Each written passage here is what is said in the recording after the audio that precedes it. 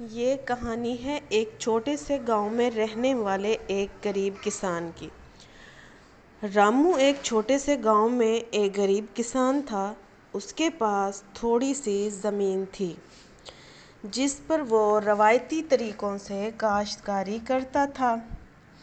اس کی زندگی مشکلات سے بھرپور تھی۔ موسم کی تبدیلیوں اور کم پیداوار کی وجہ سے اسے مشکلات کا سامنا کرنا پڑتا تھا۔ رامو کی فصلیں اکثر تباہ ہو جاتی تھیں لیکن اسے کوئی راستہ نظر نہیں آتا تھا۔ ایک دن گاؤں میں حکومت کی طرف سے ایک زرعی میلہ لگایا گیا۔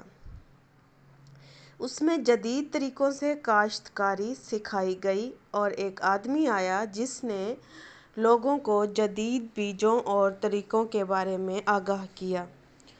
اس میں جدید طریقوں سے کاشتکاری سکھائی گئی۔ رامو نے فیصلہ کیا کہ وہ ان طریقوں کو آزما کر دیکھے گا۔ رامو نے اپنی زمین پر نئے بیج بوئے اور جدید طریقوں سے کاشتکاری شروع کی۔ اس نے سخت محنت کی۔ آہستہ آہستہ اس کی زندگی میں خوشحالی آنے لگی۔ رامو کی کامیابی گاؤں کے دوسرے کسانوں کو بھی متاثر کرتی گئی۔ سب نے جدید طریقہ اپنانا شروع کر دیا۔ سب نے مل کر محنت کی۔ گاؤں میں ایک نئی امید کی لہر دوڑ گئی۔ رامو کی محنت اور کامیابی کو حکومت نے بھی تسلیم کیا۔ اسے بہترین کسانوں کا انعام ملا۔ اگر صحیح طریقے سے کام کیا جائے تو مشکلات کو شکست دی جا سکتی ہے۔